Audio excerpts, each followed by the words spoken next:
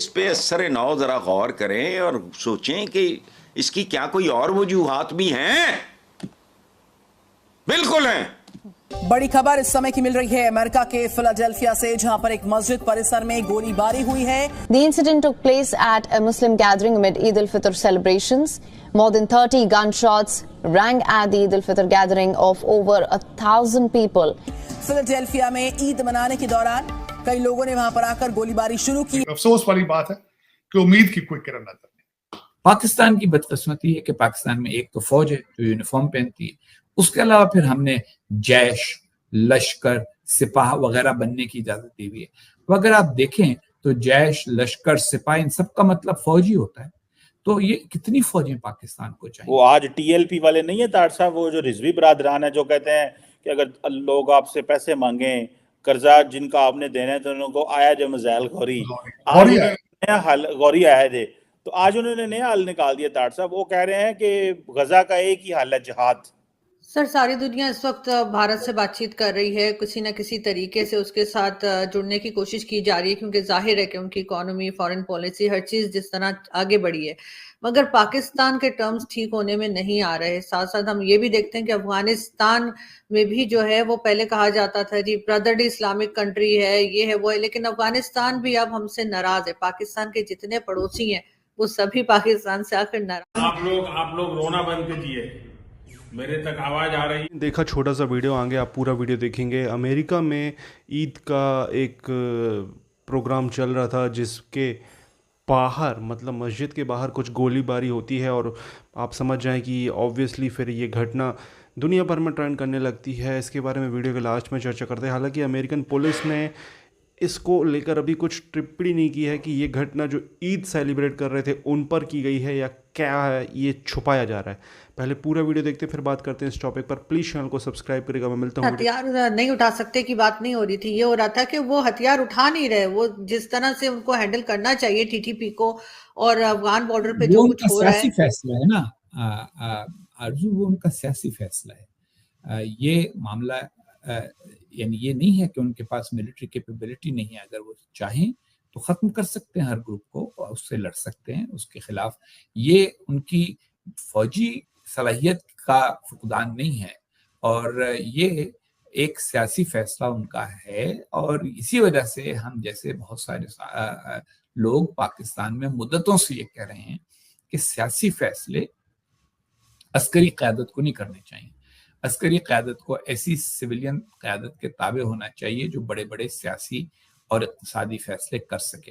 और ये एक सियासी फैसला है कि हम हर दहशतगर्द ग्रोह को, चाहे उसका कॉज कुछ भी हो, मुबैना कॉज कुछ भी हो, चाहे वो इस्लाम के नाम पे मुनज़्ज़म हो रहा हो, चाहे वो किसी और नाम पे मुनज़्ज़म हो रहा हो, हम उसको बर्दाश्त नहीं करेंगे। देखिए, रियासत को मुस्तहकम करने के लिए ज़रूरी है कि उसकी एक फौज हो। पाकिस्तान की बदकिस्मती है कि पाकिस्तान में एक तो फौज है जो यूनिफॉर्म पहनती है, उसके अलावा फिर हमने जैश, लश्कर, सिपाह वगैरह बनने की इजाजत दी हुई है। तो अगर आप देखें तो जैश, लश्कर, सिपाह इन सब का मतलब फौज ही होता है। तो ये कितनी फौजें पाकिस्तान को चाहिए। पाकिस्तान को एक मुनज़्ज़म फौज चाहिए जो सिविलियन हुकूमत के ताबे हो, जो पार्लियामेंट के फैसलों के मुताबिक अस्करी कार्रवाइयाँ करे, और इसके अलावा कोई और किरदार अदा ना करे, ताकि वो किरदार बेहतर तौर पे अदा कर सके जिसके लिए उसको ट्रेन किया गया है, जिसके लिए उसको इक्विप किया गया है।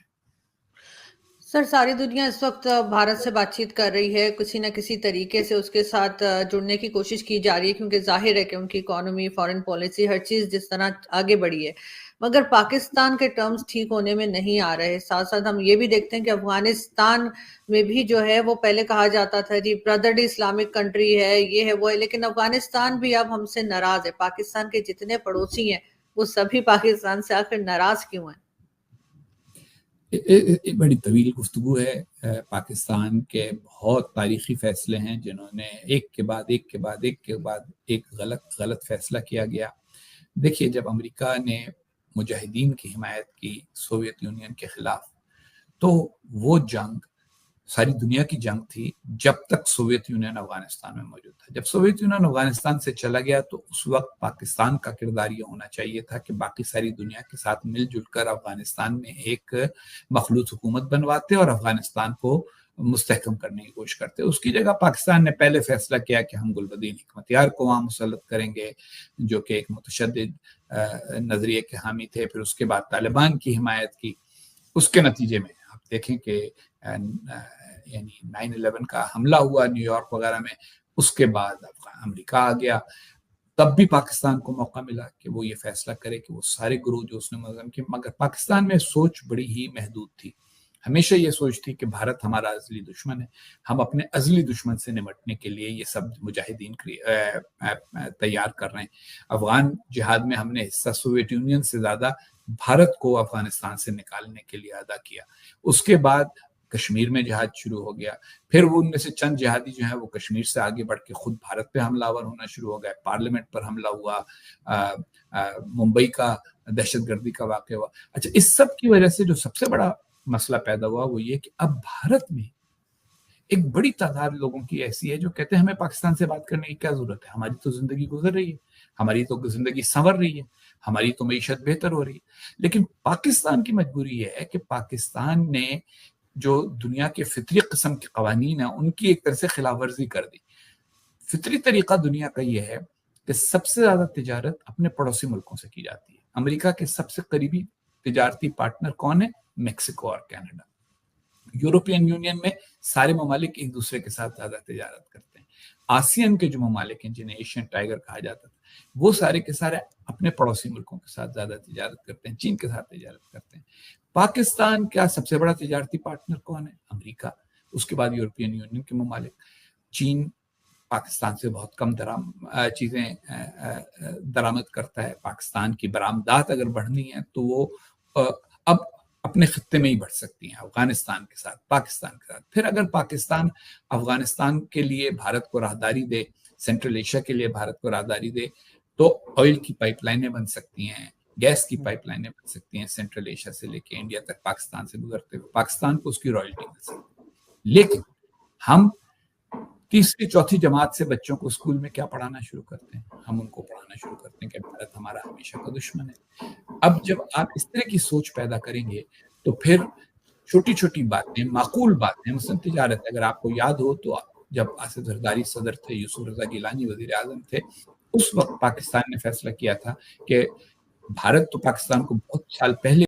तो दोस्तों, ये वीडियो यहाँ पर होता है ख़त्म। अमेरिका में आपको पता है कि गन से रिलेटेड काफ़ी न्यूज़ आती हैं। कभी ऐसा लगता है कि अमेरिका में स्कूल में गन चल रही हैं या कहीं ये फायरिंग हुई, यहाँ शूटिंग हुई, ये वो, क्योंकि अमेरिका में जो गन का लाइसेंस है वो बड़ी आसानी से मिल जाता है और ऐसा माना जाता है कि उस वजह से अमेरिका में इस तरीके की घटनाएं बहुत ज़्यादा होती हैं।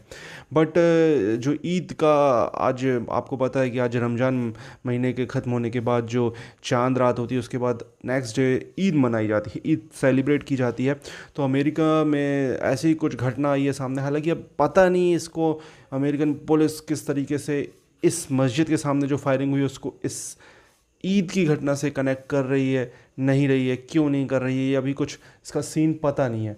बट ये चीज़ तो कंफर्म है कि जो ये घटना है डेफिनेटली निंदनीय है यार। किसी भी धर्म के लोगों का अगर फेस्टिवल है वहाँ जाकर अगर आप गोलीबारी करते हो तो ये अच्छी बात नहीं है ऑब्वियसली।